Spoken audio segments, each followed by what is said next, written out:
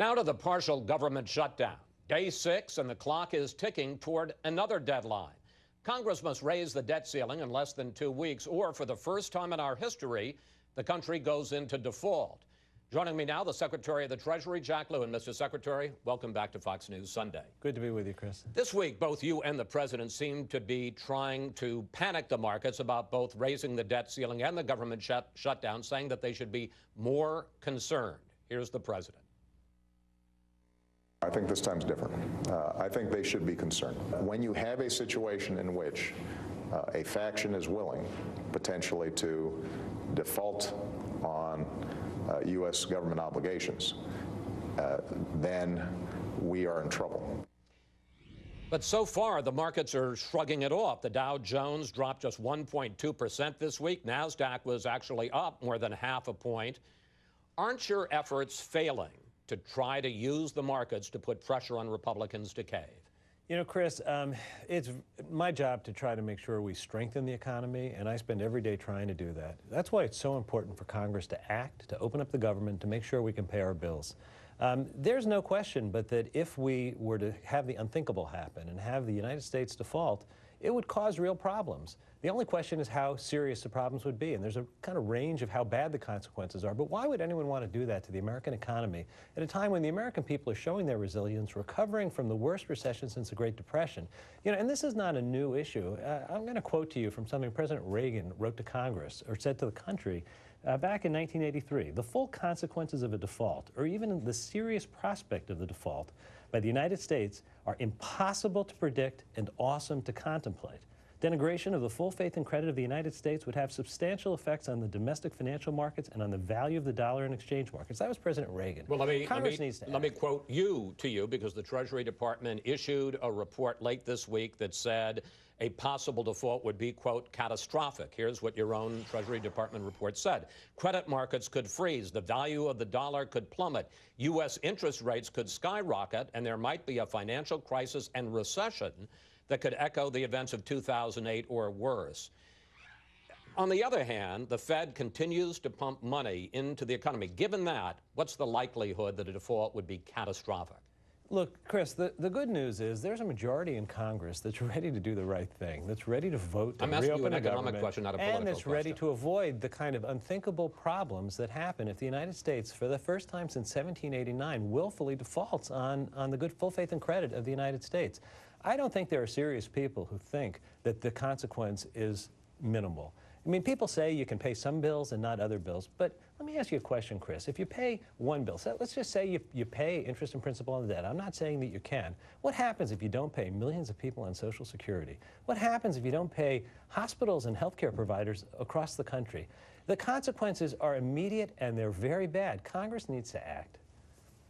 I asked you an economic question. Would it be catastrophic? Chris, I am telling you that I know the direction. I know the direction is bad. There are a range of how bad. It is not responsible, it is irresponsible, and it is reckless to take that chance, which is why Congress needs to act. All right, you know, it's only Congress that can act to raise the debt limit. It's Congress's authority and responsibility. All right, you say the consequences would be bad, it would be irresponsible not to act. Despite these stakes, the President refuses to negotiate, saying what Republicans are demanding has never happened before. Take a look. You have never seen in the history of the United States the debt ceiling or the threat of not raising the debt ceiling being used to extort a president or a governing party and trying to force issues that have nothing to do with the budget and have nothing to do with the debt. But, Mr. Secretary, that is just not true. Congress has voted to raise the debt ceiling 53 times since 1978, more than half. 27 times it's been linked to something else. And among those items it's been linked to campaign finance reform, school prayer, and busing, and a nuclear freeze. What's unprecedented is not Congress tying strings. What's unprecedented is the President refusing to negotiate. You know, Chris, let me be clear. The President has always been looking for a way to negotiate, find that reasonable middle ground with a bipartisan group of members and senators to do the right thing for the American people. He was, he is. He put out a budget that actually took an enormous step to do that. So the president is open to negotiation. The question about the debt limit is different, and frankly, I think your history is wrong. If you look at the cases where the debt limit was involved, there were many other things attached to the debt limit, but the question of threatening to cause a default of the United States, not until 2011 did it become a positive agenda. Mr. Secretary, your history, with all due respect, your history is wrong. In 1973, Democrats in the Senate, including Ted Kennedy and Walter Mondale, wanted to attach campaign finance reform under Richard Nixon during Watergate to raising the debt limit. It ended up being a filibuster. Republicans had to filibuster to defeat it and take it out. This has happened over and over again, and presidents have negotiated. And this president, what's unprecedented is, he's refusing to negotiate. You know, Chris, I lived through the budget debates of the 1980s, the 1990s, the early 2000s. I know that there were many occasions when the debt limit was tacked on to other things. I actually remember when the debt limit was used as a deadline, an action-forcing event. It was different in 2011. In 2011, you had 50 to 100 members of the House who said if we don't get our way, we would rather see the default of the United States, and that was different. It was different. And I think what the president is saying is Congress has to do its job. It has to open the government. It has to make it so we can pay our bills. But you're moving and the then goal we line. need to John sit Boehner down says and he we need to doesn't want to negotiate. default, sir. So why not sit down with them and Yeah. talk? You're the one who's saying that they're ready to take the economy down. They say they don't want to take the economy down. You agree. In 1997, you were deputy director of OMB when the debt limit was tied to measures to balance the budget. If it was good enough for Bill Clinton to sit down and negotiate with the House Speaker, why isn't it good enough for Barack Obama? Chris, in 1997, I sat through every meeting in the balanced budget negotiations. No one once raised the issue of threatening default. Neither is John Boehner. Now, John Boehner, I know John Boehner. We have a good relationship. I've talked to John Boehner. I know he doesn't want to default. He also didn't want to shut the government down. And here we are with a government shutdown.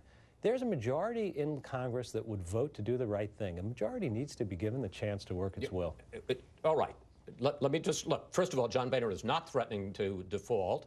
He's saying he doesn't want to default. Republicans are talking right now about a down payment on the debt. They're willing to ease the sequester automatic spending cuts in return for long-term spending cuts through entitlement reform. Will the president negotiate on that as part of a deal to deal with the debt limit and the shutdown? Chris, we need to separate the issues. Why? Congress Why? needs It to hasn't open been the government. separated for Congress needs years. to open the government. We're now going into the second week of a government shutdown. It's causing real damage to the American people. Every day, people who thought it was okay to shut the government down, every day they're discovering why it's a problem. You can't fix this by discovering a problem here and there. Congress needs to do its job. So you're saying the president would refuse to negotiate over a debt solution? Chris, it's solely Congress's job to pass a budget. They have to pass a budget. I just want to ask a question. Are you saying the president is refusing to negotiate, sir? Bills. I'm saying the president wants to negotiate. He wants to negotiate in good faith. Negotiate on the debt limit. And Chris, Congress needs to do its job, and we then need to negotiate. The president has taken many steps over the last several years to show his willingness to negotiate. He's done it with Democrats saying he's too eager to negotiate. Now, Republicans have not come forward and made comparable movement. If we were in a place a year ago or 2 years ago where everything was on the table, where entitlement reform and tax reform were equally on the table as part of a solution, we wouldn't be where we are now. We came forward. We were willing to do entitlement reform. Well, the Republicans need to come forward as well. Since you say that the possible results could be so, in the words of your report, catastrophic, will the president accept a short-term extension to fund the government and raise the debt limit so you can have talks about the debt? Well, Congress will have to make a decision what they do. I can tell you that the American economy would be well served by getting some stability and some certainty. These manufactured crises and this brinksmanship over and over again is bad for the economy. It's hurt. You know, we're the world leader. We are the strongest, deepest economy in the world. Our currency is the world's reserve currency. Since 1789, people have depended on the United States for that kind of stability.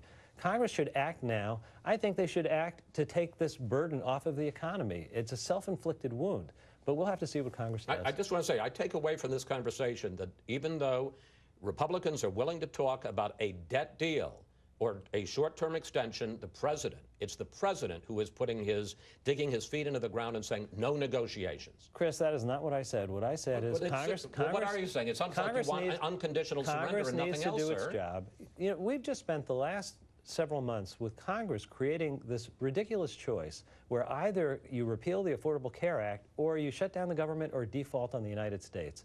That is not the way we should do business. They need to do their job. They need to open the government. They need to fund our ability to pay our bills. These are old bills, Chris. These aren't new bills. I understand that, sir. And then we are open to negotiation. The president has been, is, and will always be open to reasonable discussions. I want to ask you about Obamacare. You brought it up. That's what a lot of this is about. The public exchanges in Obamacare opened this week, and I think it's fair to say that the government website was a mess.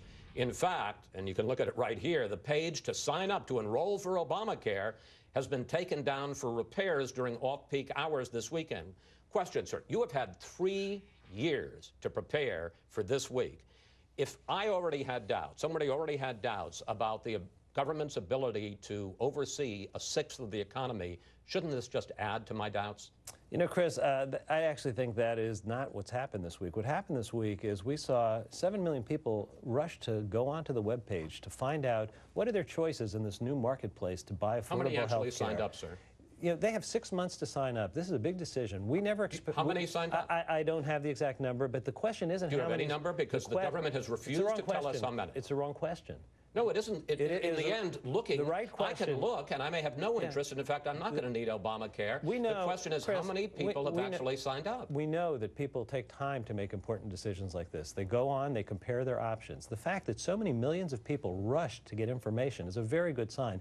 And your question about the website, I don't know about you, but you know, I sign on and I get updates on my software, and I often get corrections that I have to re-update my software from major companies. It is not unique that when you have a very large new software program come out, that people work to clean it up. I usually wait till it's 0.3 or 0.4 before I sign up. So many millions of people rush to get in because that shows how much interest there is in getting I'm going to ask it one last time, because, forgive me, sir, you haven't answered it. Do you not know how many people have signed up, which would seem to indicate another major software glitch, or is it that the number is embarrassingly small? Chris, our metric for this week was, could people get online, get the information they need to make an informed decision? They have been getting that information. We are confident that they're going to make the decision as we expect. They have 6 months to make the decision. So you don't, do you not know, or is it that the number is small? Well, it's obviously not my primary area of responsibility, so my knowing or not knowing is not going to be indicative. Nobody in the government is told. The important issue here is that millions of Americans want to get affordable health care. They came online, they're getting the information, and you know what they're learning? They're learning they can get affordable health care. They can save money. They can avoid having a situation where they have pre-existing conditions but no health care, where they have children who have no health care. This is a very important development. They just can't sign up for it at this point. Well, I think they are going to be signing up. They have 6 months to sign up. Technically, they can't. Secretary Lew, thank you. Thanks for coming in today. We'll stay on top of all this, the shutdown, the default, and the problems with Obamacare. Thank you very much, sir. Great to be with you, Chris.